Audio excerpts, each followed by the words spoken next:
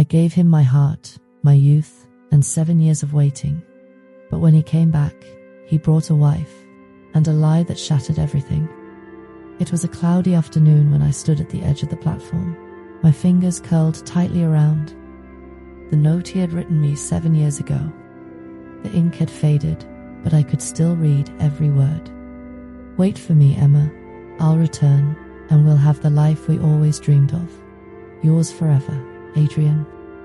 I was only 19 then, head full of hope, heart full of love, and every piece of me tethered to him. Adrian had left for New York with promises, dreams he painted so vividly that I believed in every one of them.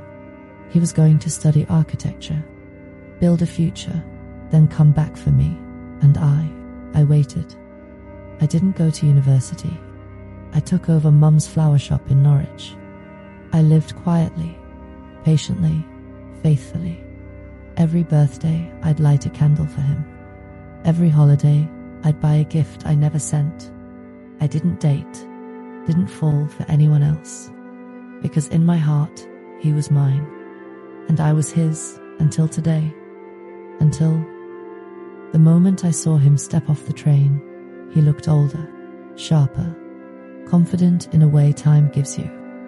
And beside him was a woman. She clutched his hand tightly. A wedding ring glinted on her finger. And just like that, 7 years of hope shattered like a glass heart dropped on concrete. My breath caught. He hadn't seen me yet. I could have turned and disappeared, but I didn't. I stepped forward. He looked up and his eyes widened. Emma, that moment, it wasn't a reunion. It was a reckoning. I managed to smile, one eye stitched together from broken pieces of dignity. Hi, Adrian. It's been a while. His wife looked between us, confused. You know her? He hesitated. She's a friend from home. A friend. 7 years of love, letters, promises. And I was a friend. I laughed, not because it was funny, but because if I didn't laugh, I'd cry. Nice to meet you, I said to her, extending a hand that trembled inside. She shook it, still unsure. I'm Olivia, his wife. And that was when I knew the Adrian I waited for no longer existed. I walked away, but that wasn't the end of the story. No, that was only the beginning. That night, I couldn't sleep. I sat on the floor of my tiny flat, surrounded by the dusty letters he wrote me during his first 2 years in New York. The words were still there. I can't breathe without you. You're the only home I know. Every building I draw has your name hidden somewhere. Lies, every one of them. I wanted to burn them, but I couldn't, because no matter how angry I was, a part of me still loved the version of him I remembered. The one who cried when he left. The one who made me believe I was worth forever. The next morning, I did what I hadn't done in years. I got dressed, did my hair, put on red lipstick, and walked into the city like I had purpose. Because if Adrian had the right to rebuild his life, so did I, and I wasn't going to let 7 wasted years define me. 3 weeks passed before he showed up at the flower shop. I was arranging peonies when I looked up and saw him standing in the doorway. He looked nervous, tired. He walked in slowly. Emma, I didn't know how to find you. I had to ask around.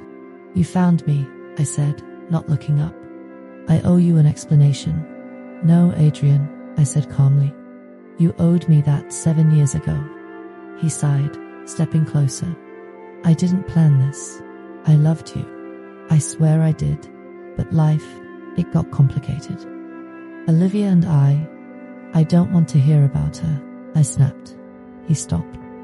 I looked at him then, really looked at him. He wasn't the boy I had loved. He was a man now, one who had learned how to lie and live with it. You moved on, I said. That's your right. But you didn't have the decency to tell me. You left me stuck in a story I didn't know had ended.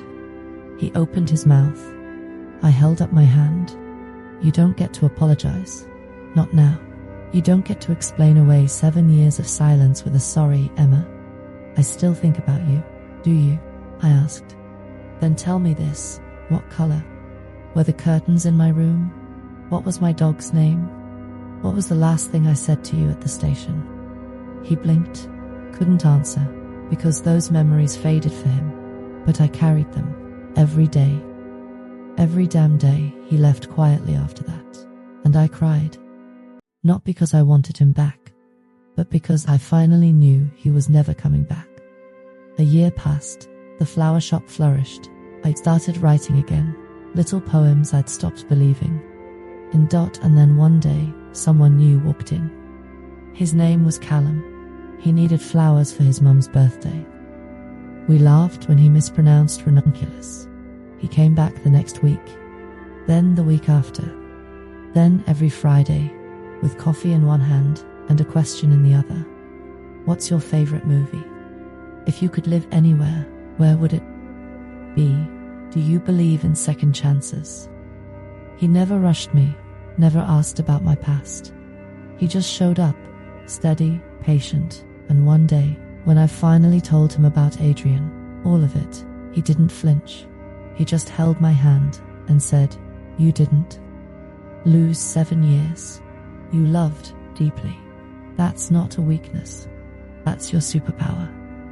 I broke down that night because for the first time in years, I felt safe. 2 years later, I married Callum, not in a cathedral, not in a fancy gown, but in the park where I used to sit and read Adrian's letters. I read a new vow that day, not to a man, but to myself, to never lose myself in someone else's shadow again, to love boldly but never blindly, to forgive but never forget. And as I kissed the man who stayed, I finally released the one who left. So if you're listening to this story and you're the one still waiting for the message, for the return, for the apology that may never come, let me say what they won't. You deserve better. You deserve more. You are not weak for believing in love, but you are powerful for surviving its betrayal. And one day, when you least expect it, someone will walk in and stay, not because you waited, but because you deserve to be chosen, without asking. The end.